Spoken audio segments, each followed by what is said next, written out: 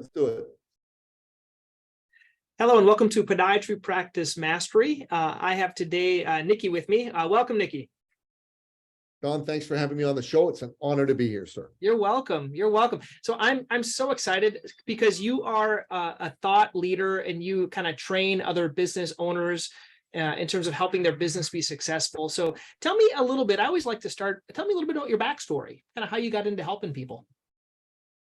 Well, actually, I'm originally an immigrant from the Middle East. I'm a Christian from Iran. When I was 11 years old, the Islamic Revolution took place in Iran. And my late father, God rest his soul, he could see the writing on the wall. This wasn't going to be a great place for him to raise his Christian family. So he made a plan. He got us out of Iran. Eventually, we settled where I now live in Toronto, Ontario, Canada. My dad is a hero to me. He changed the trajectory of our family's life. And Dad really imbued upon me a love for business, entrepreneurship, and helping people. He was an uplifter of people. You know, if you knew Dad and you were looking for work, he'd help you find a job. If you were looking to start a business, he would help you get your business off the ground. If you were trying to buy a car, a house, or an apartment, you didn't quite have enough money, he'd top you up so you could do that. Wow. And a lot of people would go, wow, that's amazing. Who does that? Well, the late, great Nicky Billou, for one.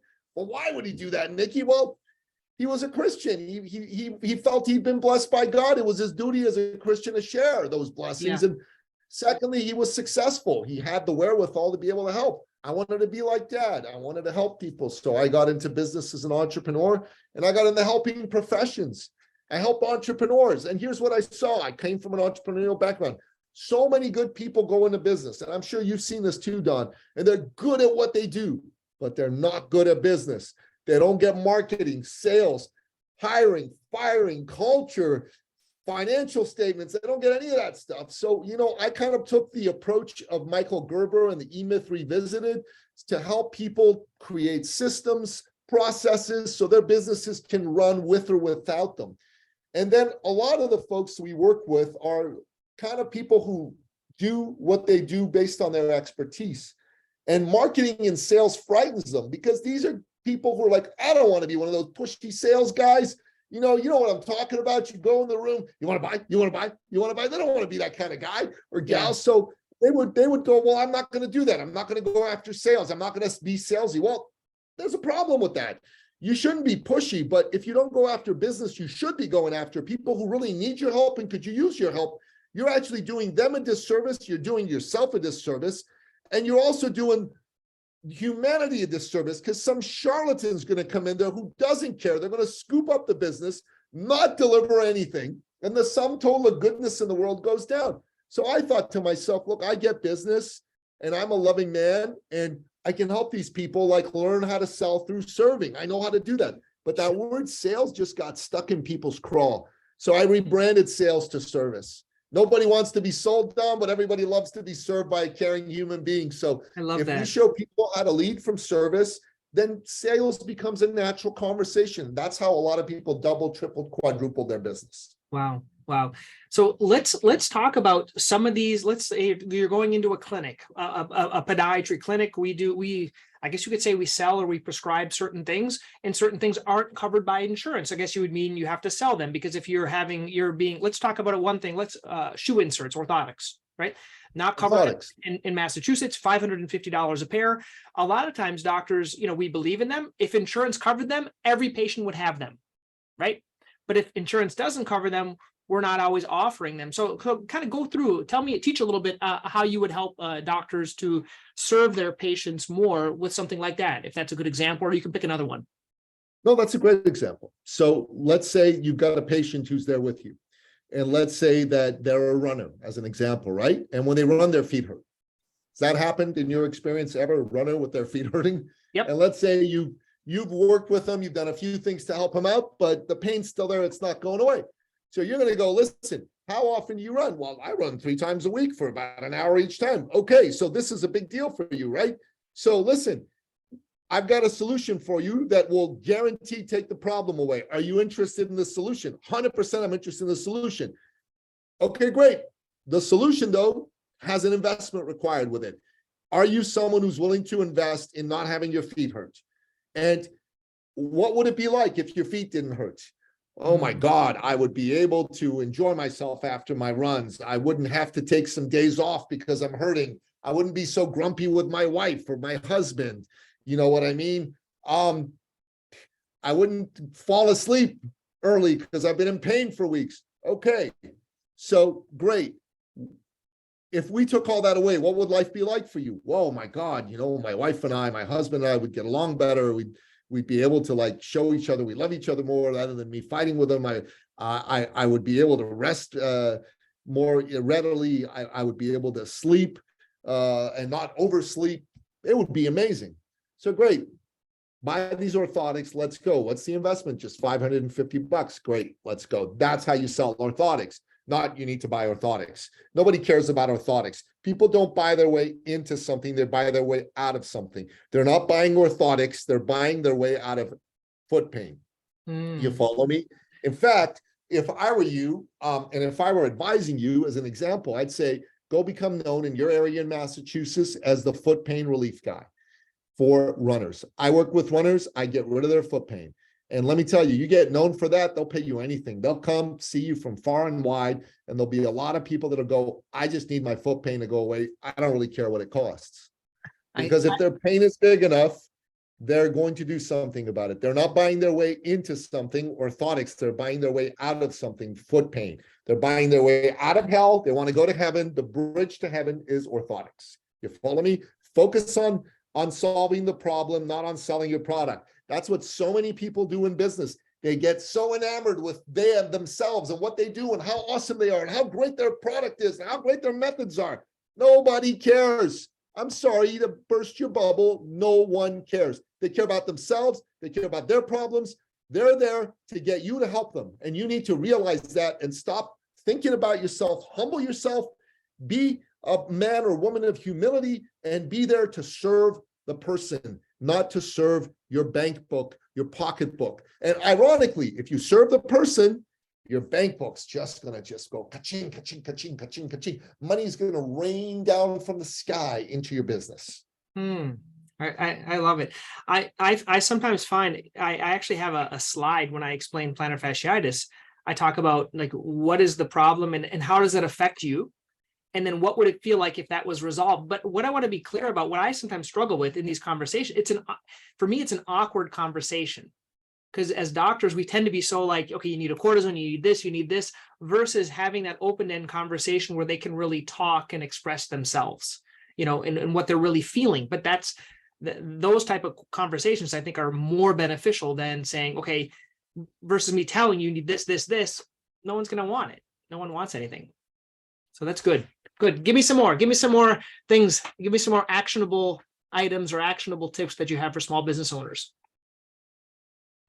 You got to stand out. You can't be all things to all people. And I'll tell you something. So many people in business, you ask them what they do. I'm a podiatrist. I'm a naturopath. I'm a chiropractor. I'm a acupuncturist. Nobody cares. You're standing in the sea of sameness. If you talk about that, you need to be talking about how you help a particular group of people. So there was a chiropractor we worked with in Toronto, and he was a chiropractor. So thrilled to be a chiropractor, Dr. James Fung. So, God bless you, but you're stuck at a certain level of income. How do we move you to the next level of income?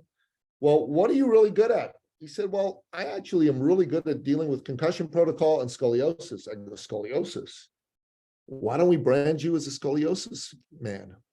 You're the man who works with athletes with scoliosis and you help them perform at the highest level. And that was good because a certain percent of athletes had scoliosis. So he said, if you have scoliosis and you're suffering from this pain, you need to come in for a complimentary assessment. 1,000 people signed up to come see him for that complimentary assessment. Over 800 of them ended up becoming his patients. Boom. Boom. I really like that. I think I was talking so my wife is Brazilian, and a lot of my friends are really, and you go to a Brazilian and you ask, well, what do you do? And what they say is, well, what do you need? They do everything for everyone, and they don't do anything really well. But I think as podiatrists, a lot of times we think we do everything involving the foot and ankle. But if you focus on heel pain, plantar fasciitis, Achilles tendonitis, something Now, when you say you focus on that, does that mean you have to have your whole website just on that one thing? Or what are your thoughts to that? Can you talk about other things, or should you just purely focus on that for a period of time, or what? Look, if you try to be all things to all people, you'll be nothing to nobody. While if you try to be one thing to a particular group of people with a particular set of problems, you're going to go deep inside there and you're going to work with them. And now guess what? If you help somebody overcome foot pain from running, as an example, Yep. okay, and you're the foot pain, the runner's foot pain doc, and then all of a sudden some of these folks have come to see you for their foot pain, and they'll go, they twisted their ankle or whatever, and they're going to go, doc, yeah, I twisted my ankle. Do you help with that too? You go, I can help you with that.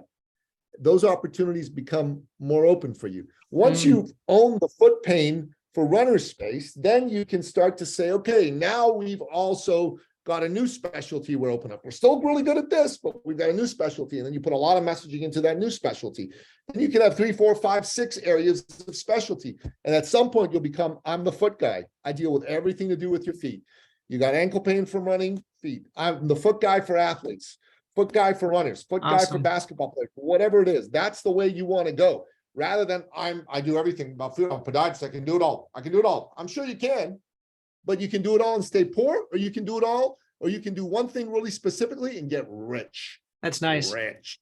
Now, when you talk about the messaging, what do you, I don't know if you help people with the messaging. Are you talking YouTube videos, podcasts? That's what we do. Which ones do you recommend for your chiropractor, doctor, your clients?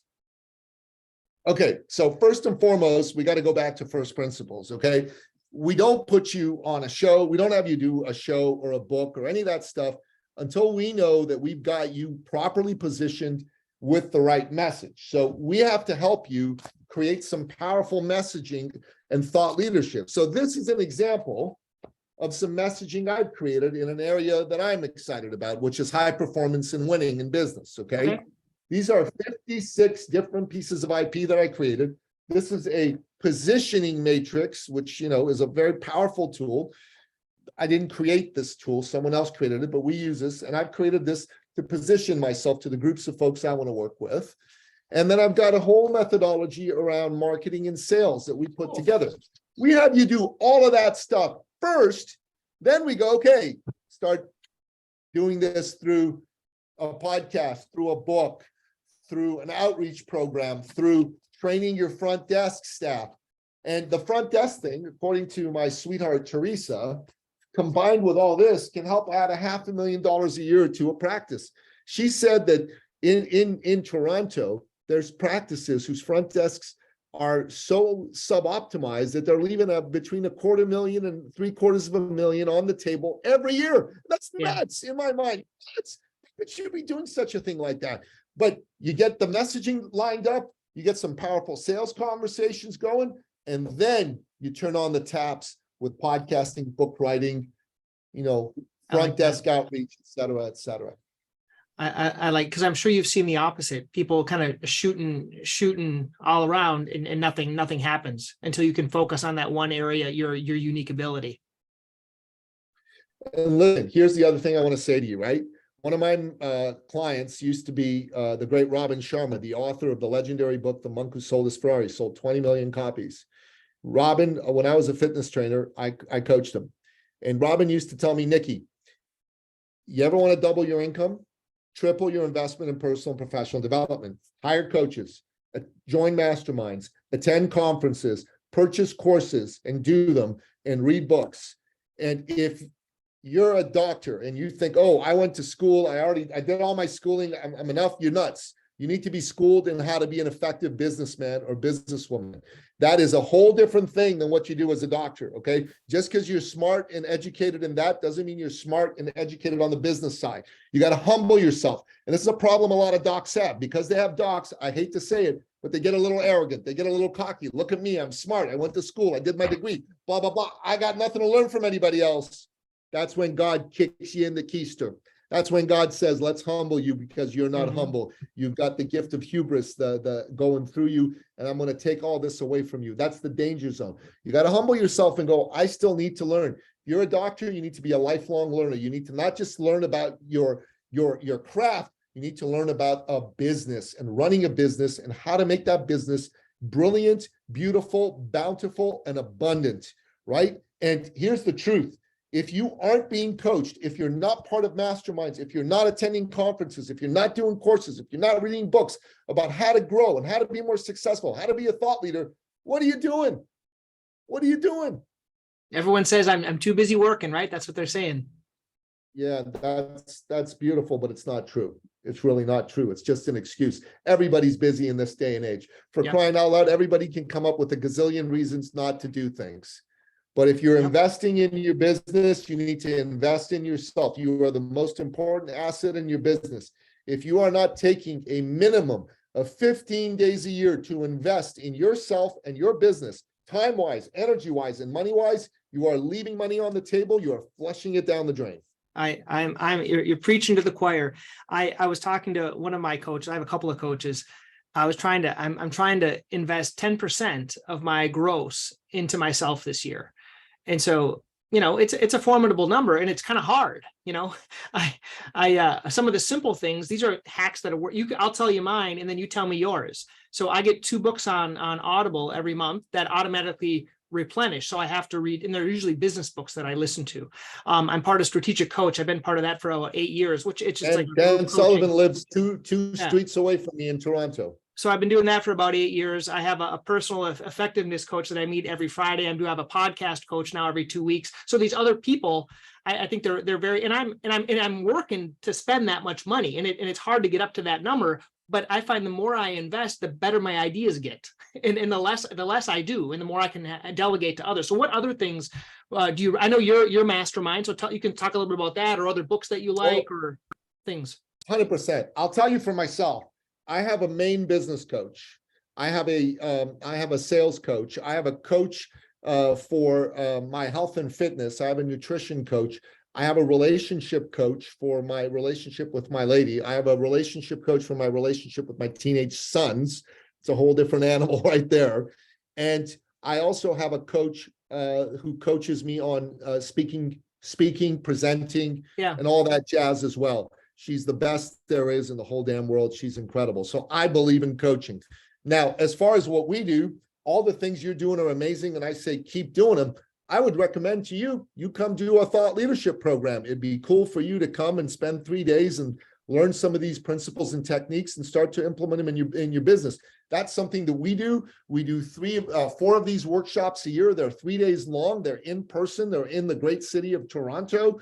And it's a fantastic way for you to really take all that genius expertise that you have, turn it into powerful messaging, and create something we call clusters. And a cluster is a meeting of a message, a market, and a method of delivery. It's a really Dan Kennedy, this is great. The market media match, right? Wonderful. Yeah, message, market, and method of delivery, right? That's some cool stuff. Yeah. And so we say to you, you want to learn about how to create, map out clusters that you can launch over time. So what we were talking about earlier as a hypothetical example is like, the runner's foot doctor, right? For foot pain. Then we go, that's one. Then we go, okay, we got a plantar fasciitis for basketball players. We map out about 50, 60 of these, and you take 1, 2, 3, and you go, okay, over the next couple of years, I'm going to launch this one. I'm going to get this to $1 million a year. Great. Once it's at $1 million a year, we're going to keep it running at that level and have it grow. Now I'm going to launch the next one. We're going to get that to $1 million a year. Now I'm going to launch the next one. We're going to get that to $1 million a year. And that way you could have 5, 6, 7 of these going. And then all of a sudden, before you know it, you got a $10 million a year practice doing all things that you're super, super good at and super excited about doing and helping people with. And then finally, there could be a time where you go, you know what? I'm going to help some of these other podiatry docs. I'm going to have an academy for business for podiatry docs. I'm going to be the podiatrist business coach to the podiatry docs, as an example. And that's the sort of thing that you can start to create, which could be really valuable and really cool. And you could be your own version of strategic coach. 4 times a year, you take like a day, 2 days, you do a retreat somewhere really cool. A whole bunch of people come and learn from you. That could be super exciting and super fantastic. Any podiatrist listening to this, I say to you, number 1, you should have your own coach, a major business coach. Number 2, you should definitely go look into thought leadership. You should come do thought leadership with us. Number 3, you should go learn what my lady Teresa does around this front desk optimization. It sounds like every clinical practice needs to optimize their front desk. Number 4, the book reading thing's awesome. Me, I don't do a lot of listening to books. I actually like reading paper books. I get up really early in the morning and I read. That's kind of my thing. Okay. And I also have done a few. I have a video channel on Rumble. I don't really use YouTube much anymore because of all the censorship they did during the lockdowns. I was questioning the efficacy of some of the vaccines, and they gave me a couple strikes. So I said, screw you guys, I'm going to go on a free speech platform where I can talk about things that I want to talk about. So I'm on Rumble and I do book reviews, 5-minute book reviews. I did a book review of Tim Grover's book, Winning. I did a book review of a biography of Kirk Kerkorian, the great Armenian businessman. I did a book review on Captain James Kirk. I love doing these book reviews. I love reading. I'm up to 15 books read so far in 2023. My target's 106. For the last 5 years, I've done over 100 books a year. Well, and if people want to learn more about your eCircle, where can they go? What's the best website? eCircleacademy.com is our main website. So go to that, go check that out. That's the best way to get going. Great. Hey, thank you, Nicky. This was inspiring, and I'll be looking forward to chatting more. Appreciate it. Thanks for your time, Don. Thanks for having me on.